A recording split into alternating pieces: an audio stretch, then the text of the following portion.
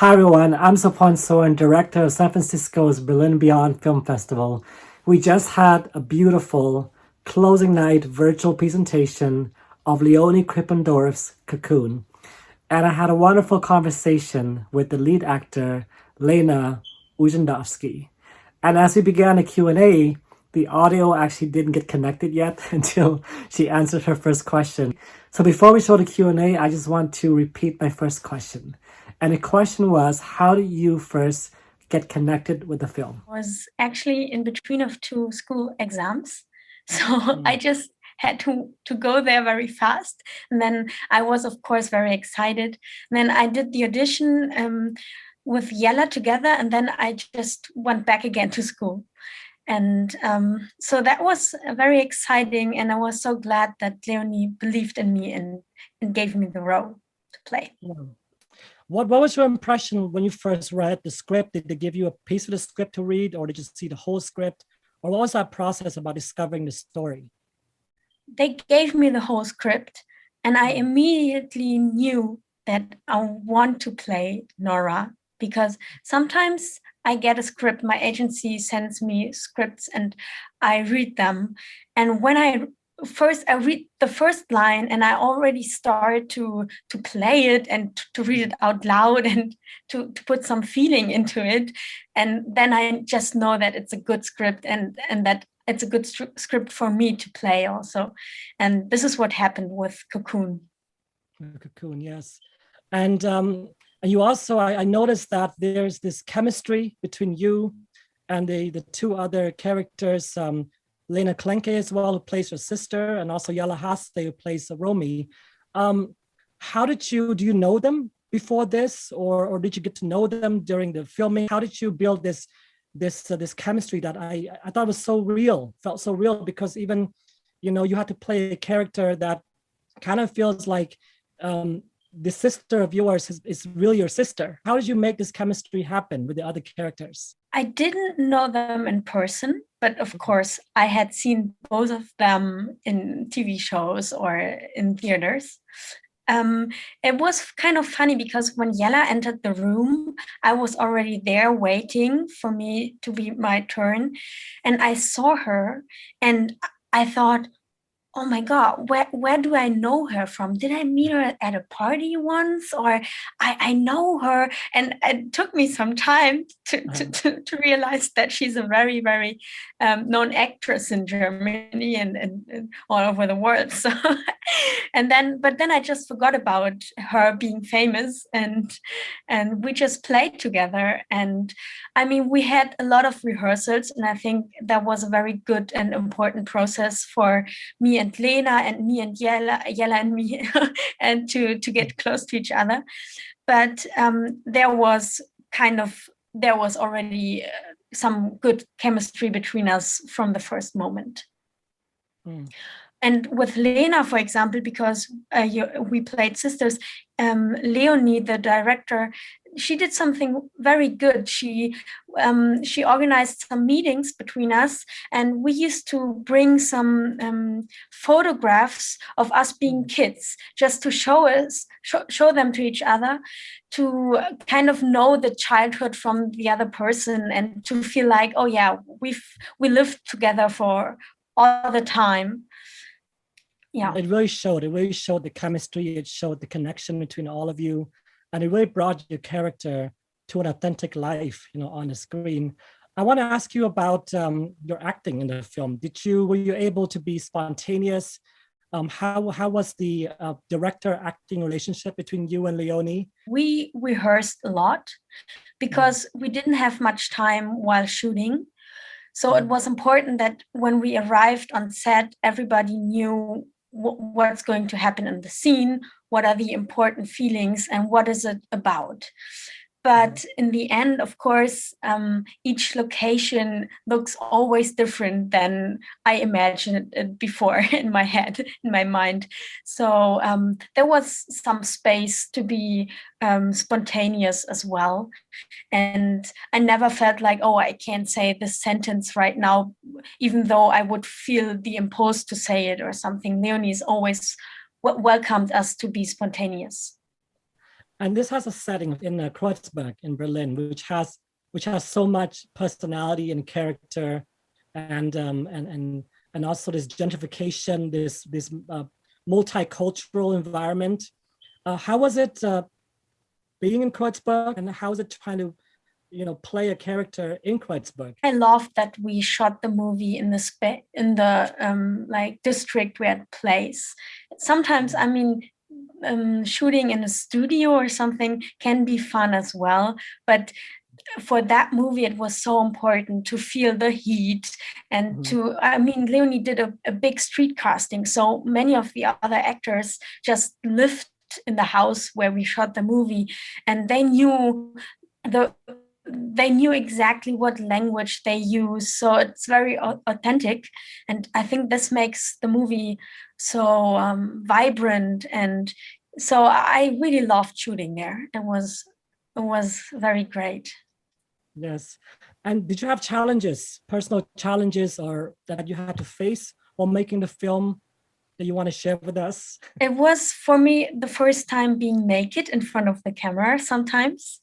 And even though Leonie has a very poetic and great way of filming us, and I mean, she doesn't show anything why I should feel not good, or I never felt that on set, but still it was the first time for me being naked in front of the camera, and this is something challenging in the first place. Yes. Wow. And I want to ask you, because there's one scene, and I want to say this is in case people are watching this and they haven't seen a film yet, this is a spoiler alert, so please perhaps close your ears, but there's a part of the film where the frame, changes from square and to panoramic. And for me, it was a mind-blowing scene to me, Did you know about this? That this was going to happen, or did this appear to you for the very first time when you saw the film? And what was your reaction to this moment? I knew about it because well, first of all, I think it has even been written in the script. Okay. Secondly, of course, I was in touch during the post-production with Leonie a lot. Yes. And also we, while the shooting, we talked a lot about which is going to be the best moment, because at first she thought it would be when I open up the doors of the subway, when I follow Romy to the river place. But then she realized that it's much more poetic and nice, and it fits better in the story when we have our first sex scene. Wow, yes. When you looked at this character of Nora, did you see some of yourself, or did you apply some of your own self into that character? Of course, I put lots of feelings and thoughts in Nora's mind and in her body and her own feelings of my own.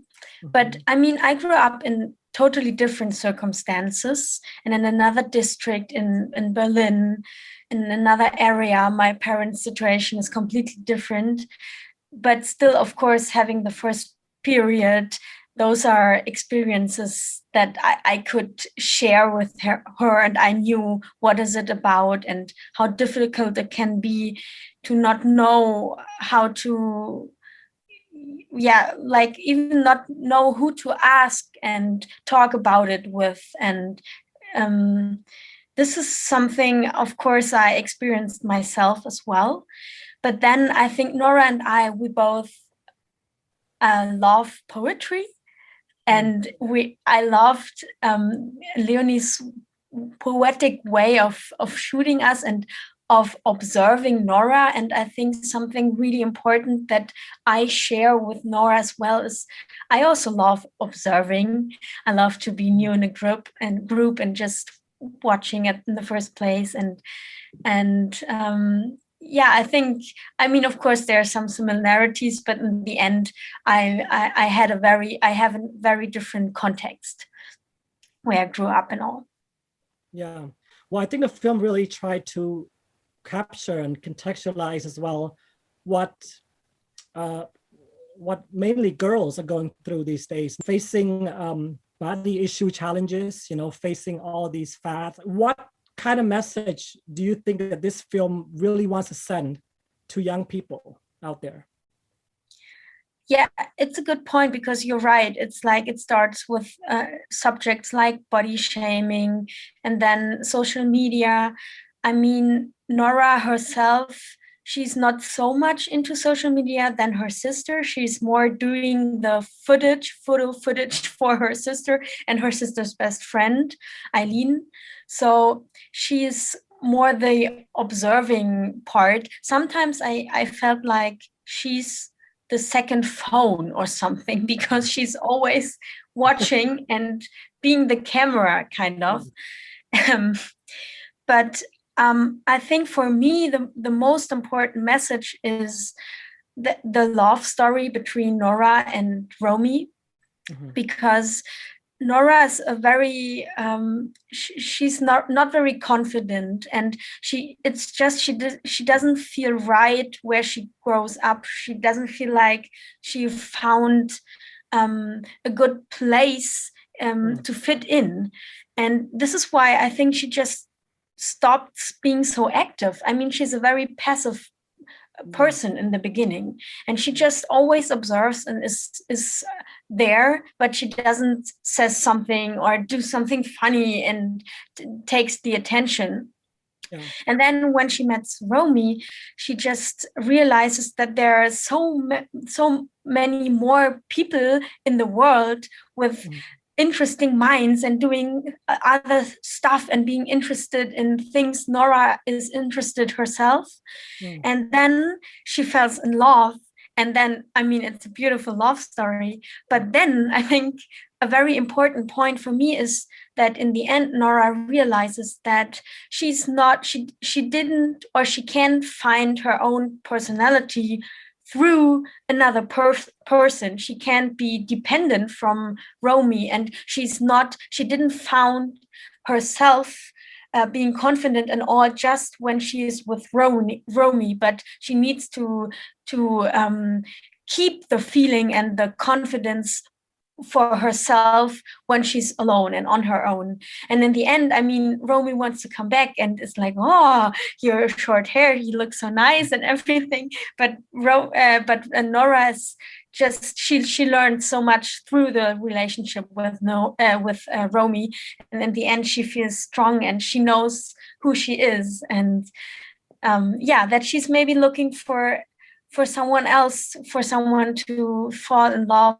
for a longer time and to have a real relationship in the end. Yeah. I thought there was a scene in that film that it stuck to me very much, is when the teacher called her in to talk to her about if she had any issues, in the class. And she tried to tell her about her sexuality and her attraction to girls. The teacher just pretty much just said, well, it's normal, you're growing up, I'll go away. I mean, personally, for me, dealing my own sexuality through the years and growing up in this Christian environment, for me, there's always that pray the gay away, just you'll change. But ultimately, you are you, and you can't change you, So that's why I thought that scene really,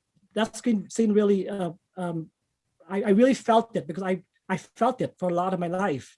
And it's a lot is, of course, this is a girlhood growing up film, but I believe that everybody is so universal, can relate to the story of growing up, growing up and self-discovery and acceptance, self-acceptance, Sorry, I'm just I just got caught up thinking about this. What are your thoughts about that part, about that scene? I think it's a very important scene. Yeah. And I also think for Nora, it's so hard because she sees her sister and her sister's best friend being so close and so touchy all the time. And I mean, she wonders, where's this line? Where does a very close and good friendship ends, and where does love starts? And when she sees all those, I mean, it's very common for women and girls to be touchy. It's much more than between boys, I think, still. So it's very difficult for Nora to be sure and to find out if she's now in love with Romy, or if she's just feeling something else, maybe a very good friendship. And she tries to ask that teacher, and that teacher just she doesn't understand at all what the question is about. Well, some people just can't, they don't know what to say. Maybe it's, you know, the way they grow up, or they're just nervous, perhaps maybe about how to respond to this, you know, or maybe sometimes they just outright don't believe, you know, in homosexuality. That happens. A lot of people still deny it, you know, unfortunately. So, yeah. How did you, you know, the butterfly, the cocoon, the element of, you know, the caterpillar becoming the butterfly was such a beautiful metaphor, you know, for the growing up, for the blossoming.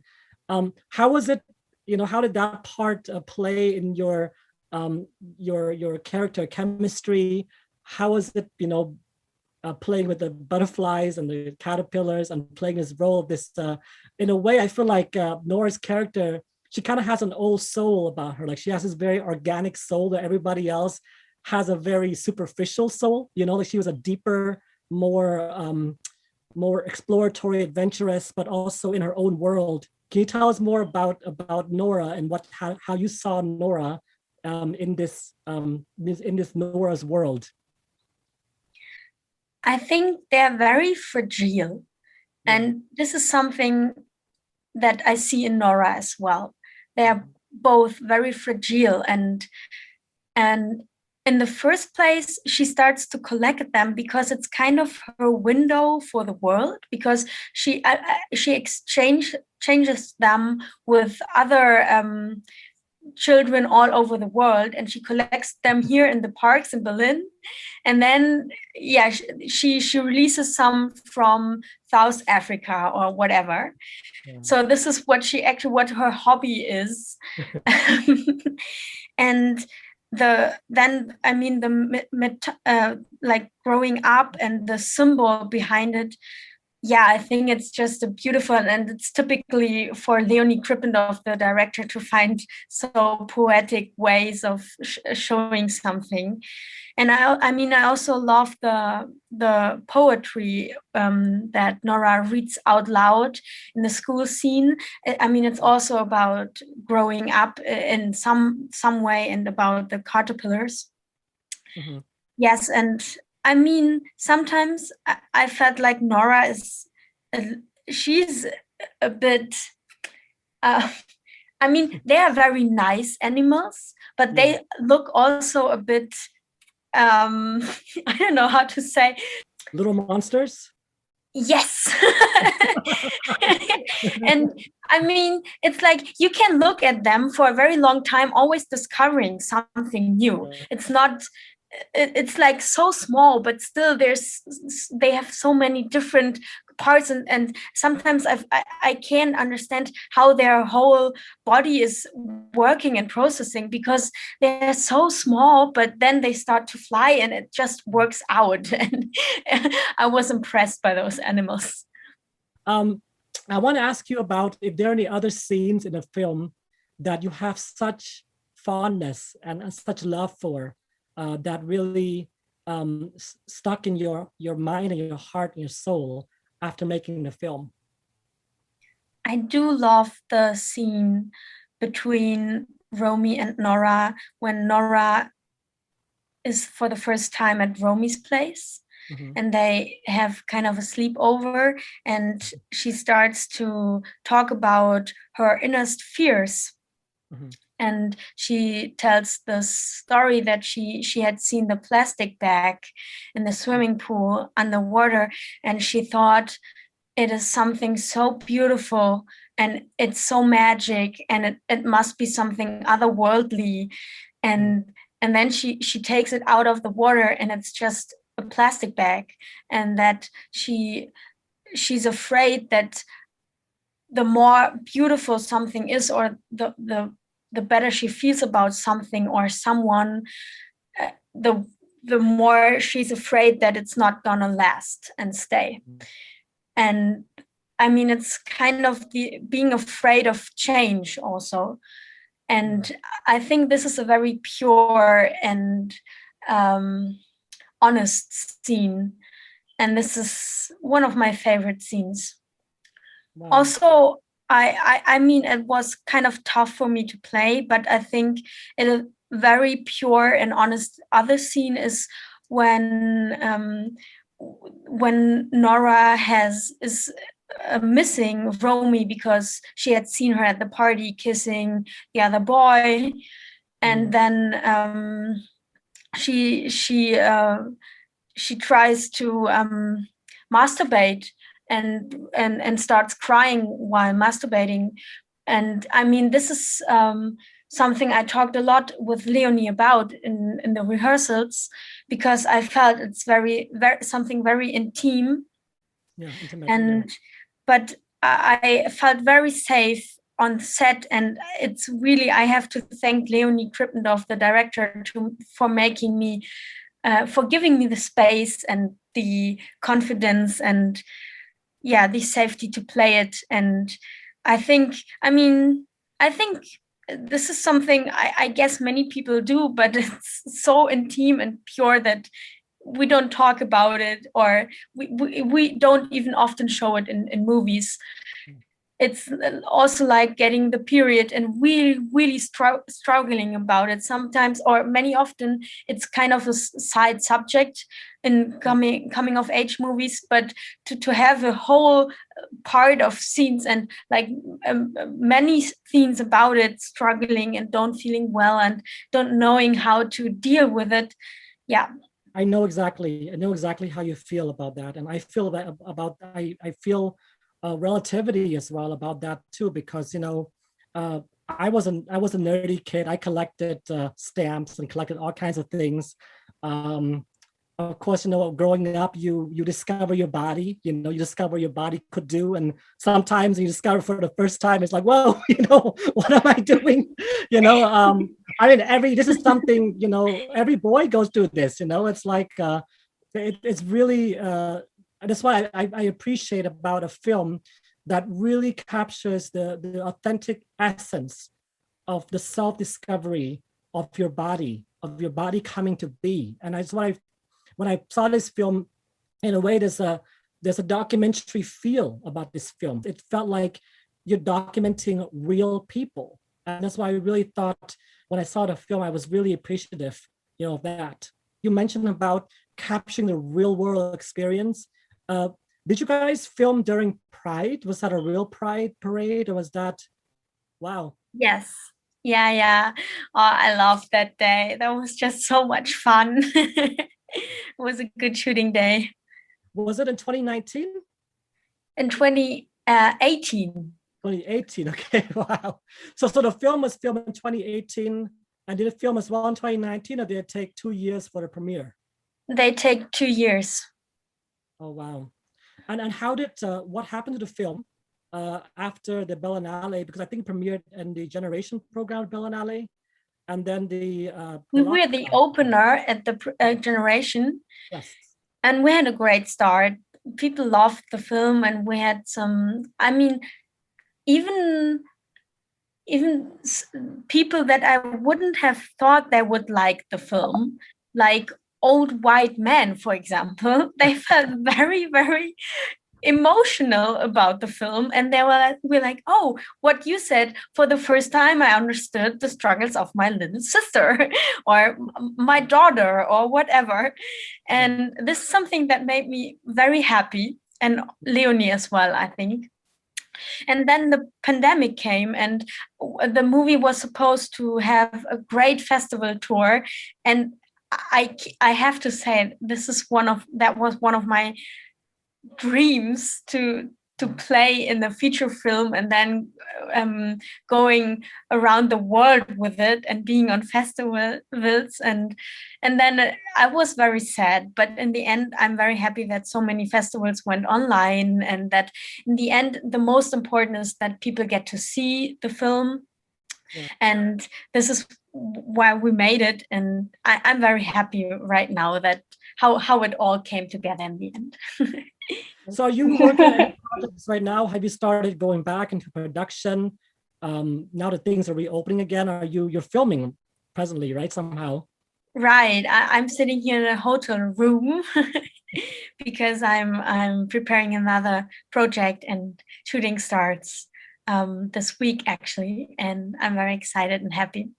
So yeah, production restarts, and I'm just happy to have some projects to work on.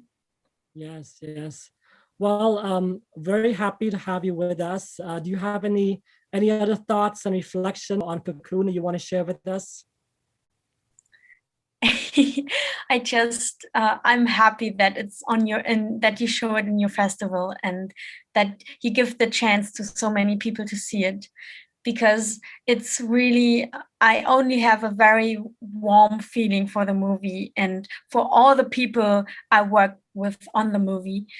And I think everybody gave all they have, and it's just great, and it makes me be so happy when you see it and you think about it and you can develop some feelings about it.